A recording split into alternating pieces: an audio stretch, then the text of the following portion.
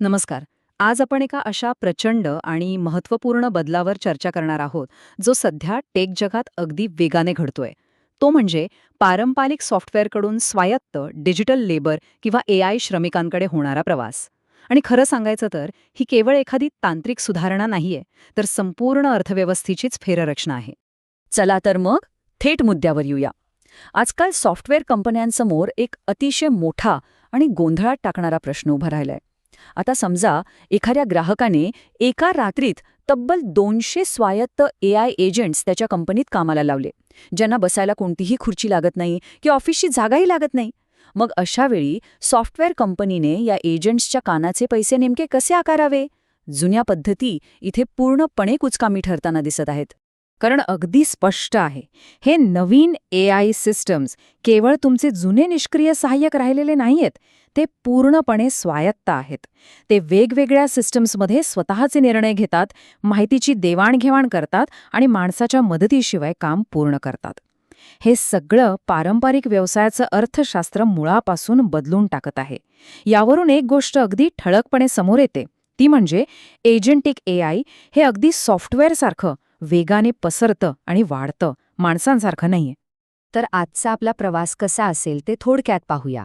आपण एजंटिक उदय, मोडकळीस आलेले सास, जैव विकास आराखडा, फॉरवर्ड डिप्लॉयड इंजिनियर्स, नवीन किंमत मॉडेल्स आणि शेवटी 100 अब्ज डॉलरचे जंगल या टप्प्यांमधून जाणार आहोत. सुरुवात करूया पहिल्या भागापासून, मोडखळीस आलेले सॅस मॉडेल्स आणि प्रतिवापरकर्ता किंवा पर सीट पद्धतीचं झालेलं पतन. आणि हा बदल किती मोठा आहे हे यातून उत्तम प्रकारे स्पष्ट होतं. जुन्या पद्धतीत काय होतं, एकाच सिस्टमची मालकी मिळवायची आणि त्यावर माणसांना बसवायचं. पण आता नवीन पद्धतीमध्ये सगळा फोकस आउटकम किंवा प्रत्यक्ष परिणामांवर आलाय. इथे एकच एआय एजंट अनेक सिस्टम्समध्ये लिल्या काम करतो, मागचा पुढचा संदर्भ समजून घेतो आणि स्वतः निर्णय घेतो. साहजिकच ज्याला हे अचूक जमेल तोच या स्पर्धेत टिकेल. आता इथे एक अतिशय महत्त्वाचं आणि थोडं भीषण वास्तव समजून घेणं गरजेचं आहे. एजंटिक एआयच्या वापरामुळे तुमचा इन्फ्रास्ट्रक्चर आणि कम्प्यूटचा खर्च तब्बल 400% म्हणजे चक्क 4 पटीने वाढू शकतो. विचार करा, जर तुम्ही तुमची पैसे आकारण्याची पद्धत लवकर बदलली नाही, तर जे ग्राहक तुम्हाला एकेकाळी सर्वात जास्त नफा मिळवून द्यायचे, तेच आता तुम्हाला तोट्याच्या गर्तेत ढकलू शकतात. कारण सिस्टमचा वापर प्रचंड वाढलेला असतो, पण महसूल मात्र जुन्याच पद्धतीने अडकून पडलेला असतो. यानंतर आपण वळतोय दुसऱ्या भागाकडे, बायोमिमेटिक म्हणजेच जैव विकास आराखडा. थोडक्यात एका नैसर्गिक परिसंस्थेसारखी एआय व्यवसायाची वाढ कशी करायची. हा खऱ्या अर्थाने 5 टप्प्यांचा एक सेंद्रिय वाढीचा मार्ग आहे. कोणत्याही एआय व्यवसायाची सुरुवात एका बीजापासून होते.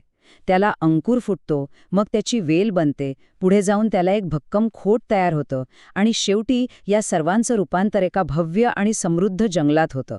या गोंधळाच्या बाजारात यशस्वी व्हायचं असेल तर याच क्रमाने पुढे जावं लागतं. सुरुवातीचे 2 टप्पे आधी बघूया, बीज आणि अंकुर. बघा, आत्ताच्या बाजारात ग्राहक फक्त काहीतरी नवीन आणि आकर्षक आहे म्हणून एआय विकत घेत नाहीत. त्यांना आता स्पष्ट गुंतवणुकीचा परतावा म्हणजेच आरओआय हवा असतो. त्यामुळे बाजारात प्रवेश करण्याचा सर्वात सोपा मार्ग कोणता?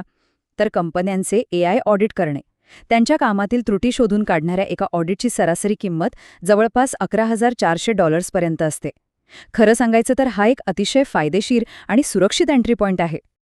आता इथे खरोखरच एक अत्यंत मनोरंजक यंत्रणा आहे, ती म्हणजे इव्हॅल्युएशन लूप.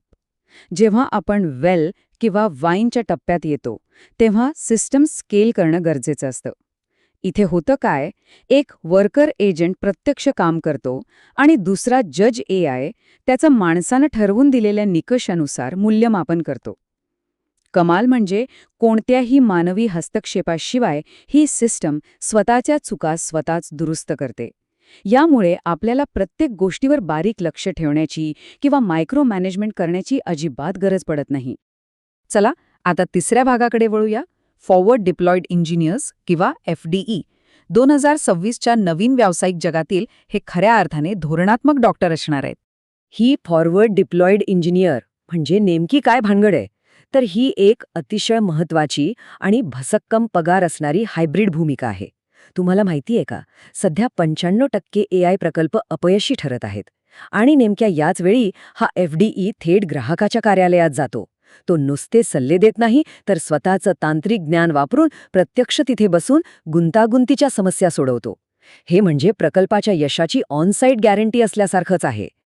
इथे ना यशाचा 80-20 नियम अगदी तंतोतंत लागू पडतो. यशस्वी डिप्लॉयमेंटमध्ये 80% काम हे नेहमीच्या जनरल सॉफ्टवेअर डेव्हलपमेंटचं असतं, जसे की डॅशबोर्ड्स किंवा CRM बनवणं, आणि फक्त उरलेलं 20% काम हे प्रत्यक्ष AIचं असतं. थोडक्यात सांगायचं तर AI हा एका भक्कम सॉफ्टवेअरच्या पायावर रचलेला केवळ वरचा कळस आहे. मुख्य म्हणजे तुमचा तो पाया मजबूत असणं सर्वात जास्त गरजेचं आहे. आता आपण चौथ्या आणि अत्यंत महत्त्वाच्या भागावर आलो आहोत. 4 AI किंमत मॉडेल्स. या नवीन डिजिटल श्रमातून प्रत्यक्ष कमाई कशी करायची ते आपण पाहूया. व्यवसायाची गरज लक्षात घेऊन आपण ह्या 4 मॉडेल्सची अगदी पद्धतशीरपणे तुलना करू शकतो. पहिले आहे एजंट आधारित, दुसरे ॲक्शन आधारित, तिसरे वर्कफ्लो आधारित आणि चौथे आउटकम आधारित मॉडेल. ही मॉडेल्स मानवी कर्मचाऱ्यांच्या बजेटपासून ते थेट मिळणाऱ्या परिणामांच्या बजेटपर्यंत प्रत्येकाला कसं अचूक टार्गेट करतात हे यातून अगदी स्पष्ट होतं. पहिली 2 मॉडेल्स बघा, एजंट आणि ॲक्शन आधारित. ही थेट पारंपरिक मानवी श्रमाच्या खर्चावरच प्रहार करतात. म्हणजे कसं, एका कायदेशीर AI सहाय्यकासाठी महिन्याला $3,000 किंवा एखाद्या व्हॉइस एजंटसाठी प्रति मिनिट 12 सेंट्स आकारणं, हे ग्राहकांना अतिशय सोपं आणि पारदर्शक वाटतं. पण यात एक मेख आहे. जसजसं तंत्रज्ञानाचा खर्च कमी होत जाईल, तसतसा भविष्यात तुमची किंमत आणि नफा कमी होण्याचा मोठा धोका यात लपलेला आहे.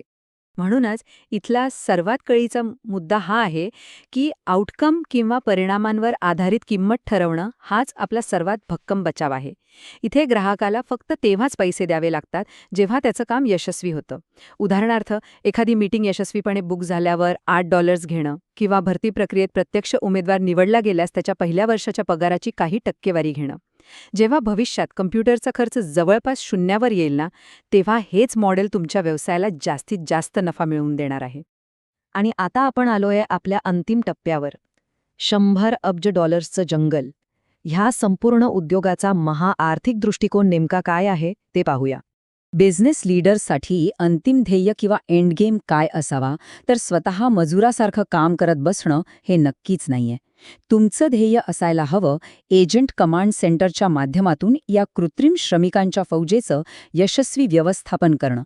ग्राहकांसाठी काम करत असताना आपण बनवलेली बौद्धिक संपदा म्हणजेच IPचे मालकी हक्क स्वतःकडेच राखून विशाळ सॉफ्टवेअर मालमत्ता निर्माण करणं हेच खऱ्या यशाचं सूत्र आहे. आता ही संधी किती अवाढ्य आहे याचा फक्त विचार करा. जेव्हा हे AI एजंट्स वेगवेगळ्या सिस्टम्समध्ये एकत्र येऊन मानवी श्रमाची जागा घेतील, तेव्हा जागतिक स्तरावर तब्बल 100 ते 200 अब्ज एक नवीन बाजारपेठ उघडी होणार आहे. हा आकडा खरोखरच चक्रावून टाकणारा आहे. चला तर मग हे सगळं कसं विकसित होते ते पाहूया. यातून एक नवीन सँडबॉक्स इकॉनॉमी उदयाला येत आहे. भविष्यात ही एक अशी बाजारपेठ असेल जिथे माणसांचा थेट हस्तक्षेप नसतानाही हे स्वायत्त AI एजंट्स एकमेकांशी समन्वय साधतील, आर्थिक व्यवहार करतील आणि एका सुरक्षित वातावरणात प्रचंड मोठं आर्थिक मूल्य निर्माण करतील. आणि याच एका महत्त्वाच्या विचारासोबत आपण शेवटाकडे आलो आहोत.